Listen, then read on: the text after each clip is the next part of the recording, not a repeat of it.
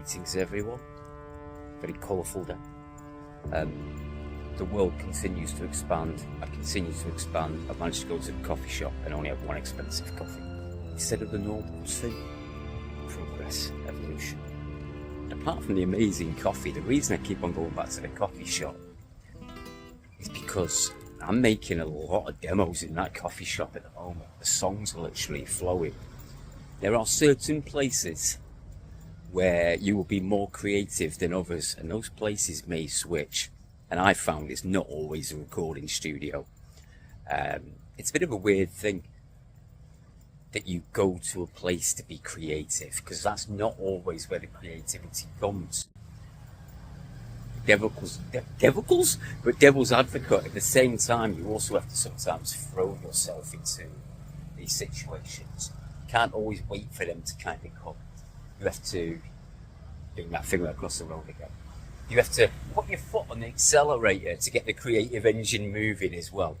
So it's a bit of both. It doesn't always come naturally. That's also trying to happily wave me down. Oh, I'm okay, thank you, brother. Bit of exercise today. Yeah. So, bit of exercise every day, really. But yeah, so creativity. Finding that space where you're comfortable. Sometimes it's a coffee shop. Sometimes it is your studio. Sometimes it's a recording studio. Kind of comes down to what habits you form as well. But when I'm composing, I like to compose in the middle of people. I often find if I'm meditating, same thing. I prefer to do it like in a crowded place. It's like you can get more of a handle on yourself when you're surrounded by people.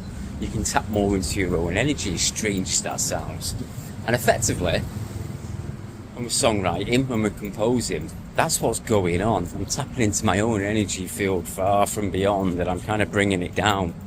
And I'm trying to get it into the iPad, guitar, whatever we're using. I'm trying to get it into that machine. I'm trying to print it from the super consciousness with as little interference as possible. So I don't really care about the drum sounds I'm using, or any of the sounds I'm using, because they can all be changed.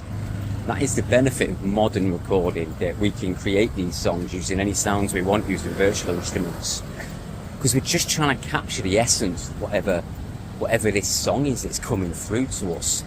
You can paint the house after, you can make your musical decisions, you can make your, how do you colour it, what type of bass sounds you use, what guitars, what instruments do you take in and what do you take out.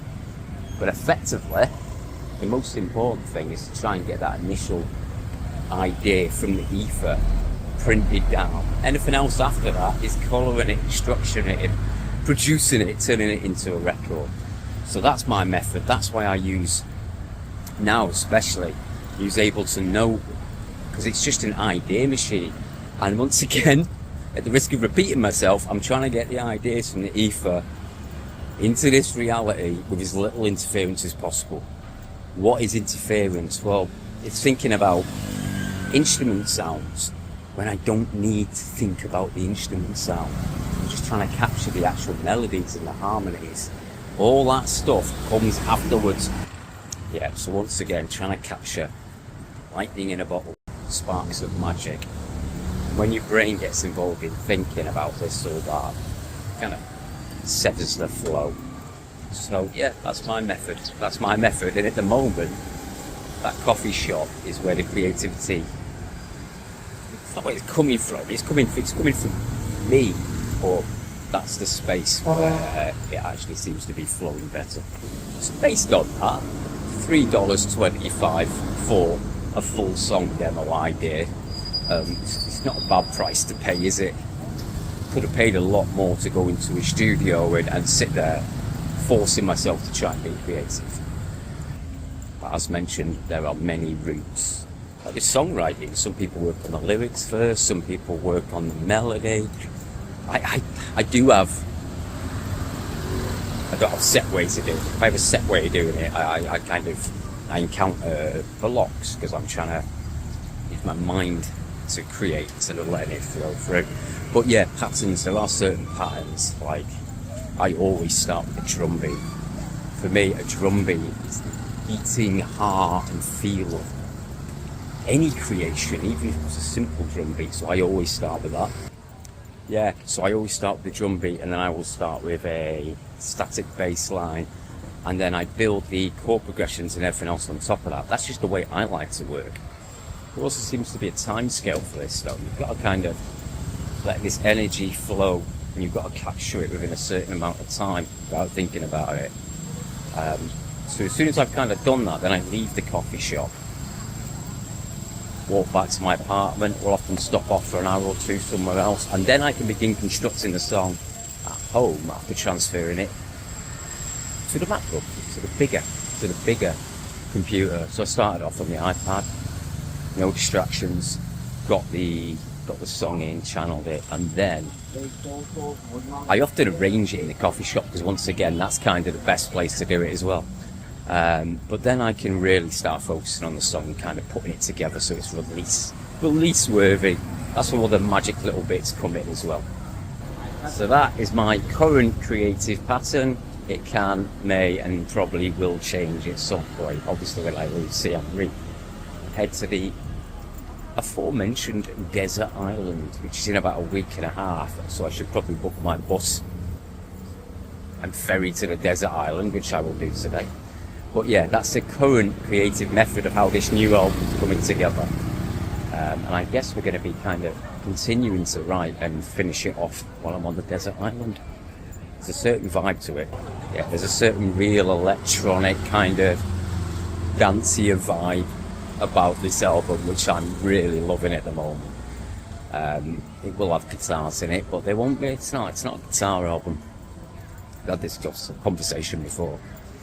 I think people think because I'm a guitarist, I want to smear guitar over every single ounce of the record.